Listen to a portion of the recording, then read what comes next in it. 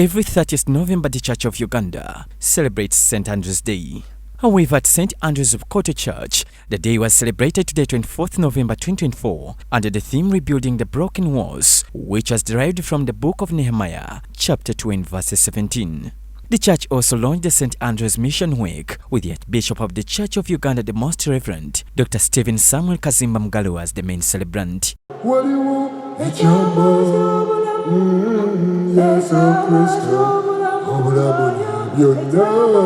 In his sermon, the Archbishop, based on the theme of rebuilding the broken walls, where he appreciated the Christians of St. Andrew's of Koto Church and the country at large for their hand in completing the church house date and the construction of the All Saints Cathedral building.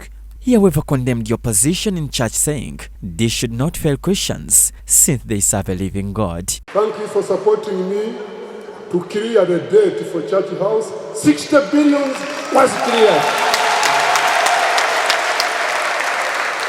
And I'm so grateful, my brother from Kenya,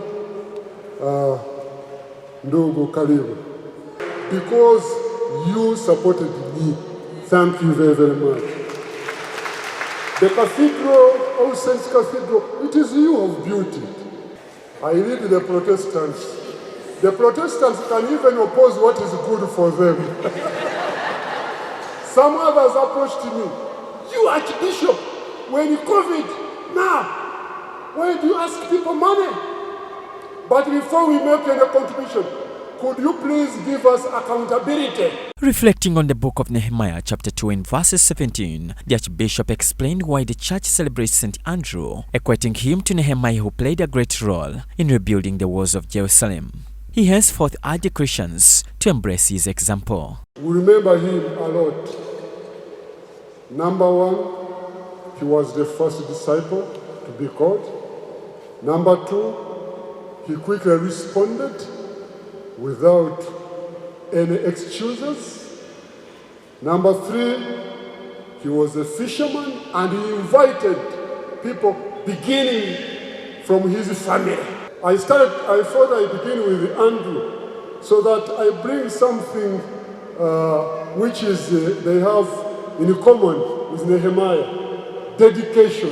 He encouraged believers to endure in times of pain and suffering through prayer and looking unto God for their help. For the people and the passion, you cannot rebuild the walls unless you get the pain, unless you get the passion to do it. You can't, like Nehemiah did.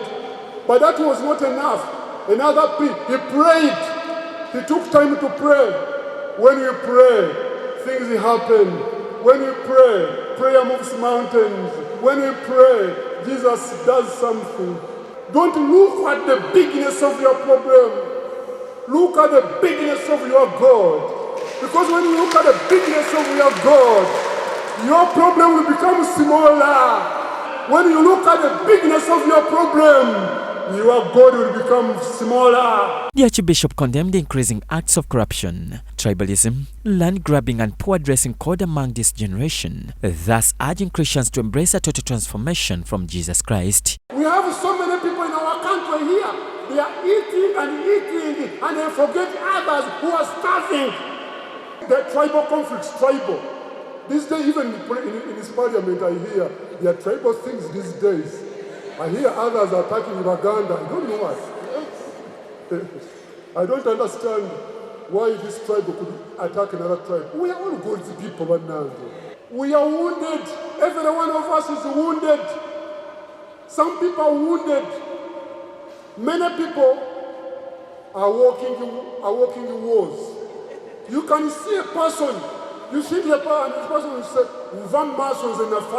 when you hear such a person, disappear. During the service, the Archbishop also confirmed the 19 Christians into the Anglican faith. Will you be willing to tell your neighbors about the love of Jesus Christ?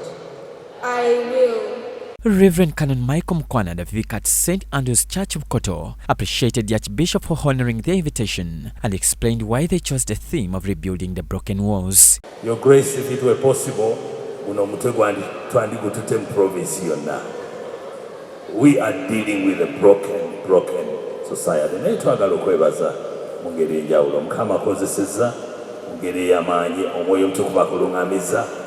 those words have not been in vain. He was able to reach out to very many Christians so that the loan that we had as we are constructing the church house in town, which you know very well, we had over 60 billions, but he was able to pull off during that time, and we overcame that. John Baptist Ahomza, Church of Uganda, Family TV News at 8.